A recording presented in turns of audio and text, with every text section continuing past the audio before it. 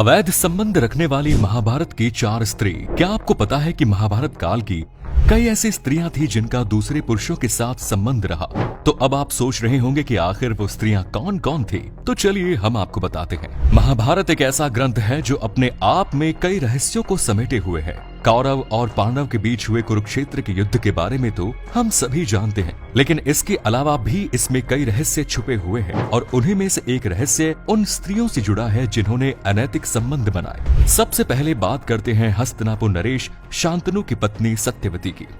दोस्तों, आपको बता दें कि शांतनु का पहला विवाह देवी गंगा से हुआ और भीष्म पितामह उन्हीं दोनों के पुत्र थे। और जब देवी गंगा राजा शांतनु को छोड़कर स्वर्ग लोक लौट गई, तब एक दिन वो नदी किनारे पहुंचे और वो सत्यवती की सुंदरता को देखकर मोहित हो गए। फिर भीष्म पितामह ने उन दोनों की शादी करवाई। लेकिन आपको ये जानकर हैरानी होगी कि शांतनु से विवाह करने से पहले ही सत्यवती एक पुत्र को जन्म दे चुकी थी। दरअसल महाभारत काल में पराशर नाम के एक ऋषि हुआ करते थे और एक दिन जब वो यमुना पार करने के लिए नाव पर सवार हुए, उन्होंने देखा कि एक सुंदर कन्या नाव चला रही है। फिर क्या, ऋषि पराशर उसके रूप को देखकर उस पर मोहित हो गए और उन्होंने उस कन्या से उसका नाम पूछा तो उसने अपना नाम सत्यवती बताया।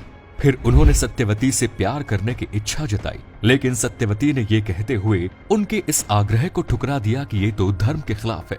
विवाह से पहले मैं ऐसा अनैतिक काम नहीं कर सकती। लेकिन पराशर ऋषि नहीं माने और उससे बार बार प्यार करने का निवेदन करने लगे। तब अंत में सत्यवती ऋषि पराशर से संबंध बनाने को तैयार हो गई। लेकिन उसके लिए सत्यवती ने ऋषि के सामने 3 शर्तें रखी। पहली ये कि ऐसा करते हुए हम दोनों को कोई नहीं देखे। ऐसे में तुरंत ही ऋषि पराशर ने एक कृत्रिम आवरण बना लिया जिसके अंदर कोई नहीं देख सकता था।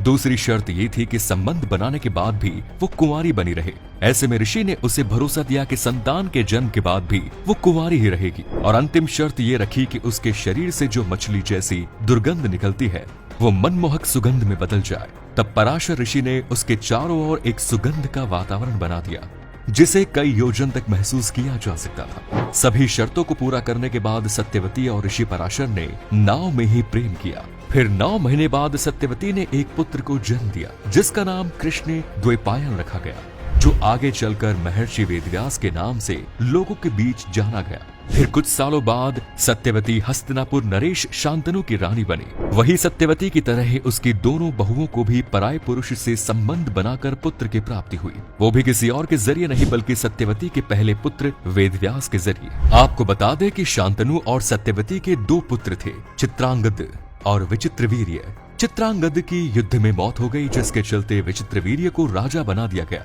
विचित्रवीर्य की 2 पत्नियां अंबिका और अंबालिका थी। विचित्रवीर्य को दोनों से कोई संतानें नहीं हुई और वो भी चल बसा। उस वक्त पुत्र मोह में वंश की रक्षा के लिए सत्यवती ने अपने पहले बेटे और अंबिका और अंबाली के जेठ ऋषि वेदव्यास को याद किया। सत्यवती ने वेदव्यास से अंबिका और अंबालिका से पुत्र प्राप्त करने की इच्छा जाहिर की। सबसे पहले सत्यवती ने बड़ी रानी अंबिका और फिर छोटी रानी अंबालिका को वेदव्यास के पास भेजा, पर अंबिका ने उनके तेज से डरकर अपने नेत्र बंद कर लिए, जबकि अंबालिका वेदव्यास को देखकर भय से पीली पड़ गई। वेदव्यास लौटकर माता सत्यवती के पास आए और उन्होंने कहा कि माता अंबिका को बड़ा तेजस्वी पुत्र होगा, लेकिन नेत्र बंद करने के दोष के कारण वो अंधा होगा, जबकि अंबालिका के गर्भ से पांडु रोग से ग्रसित पुत्र पैदा होगा। ये जानकर के माता सत्यवती ने बड़ी रानी अंबिका को एक बार फिर से वेदव्यास के पास जाने का आदेश दिया। इस बार बड़ी रानी ने खुद न जाकर अपनी दासी को वेदव्यास के पास भेजा।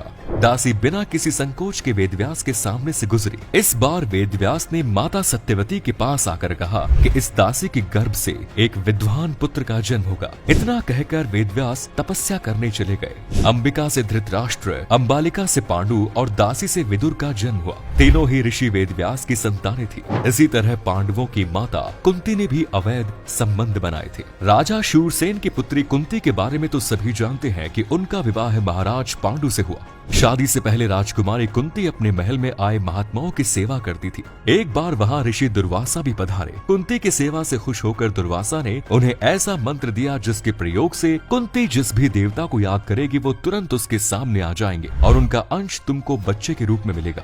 एक बार कुंती ने ऋषि दुर्वासा द्वारा दिए गए मंत्र को परखा और सूर्य देव को याद किया। फिर क्या होना था। ऋषि दुर्वासा के कहे अनुसार सूर्य देव ने अपने अंश के तौर पर एक बालक को कुंती की गोद में दे दिया। वो बालक कोई और नहीं, कर्ण था। लोक लज्जा के डर से कुंती ने कर्ण को एक टोकरी में रखकर नदी में बहा दिया। इसके बाद राजकुमारी कुंती की शादी पांडु से हुई। पांडु को एक श्राप मिला जिसकी वजह से उनकी कोई भी संतान नहीं थी। एक बार पांडु से कुंती से पवन देव और इंद्रदेव से गर्भ धारण करें, जिससे उनको युधिष्ठिर, भीम और अर्जुन की प्राप्ति हुई।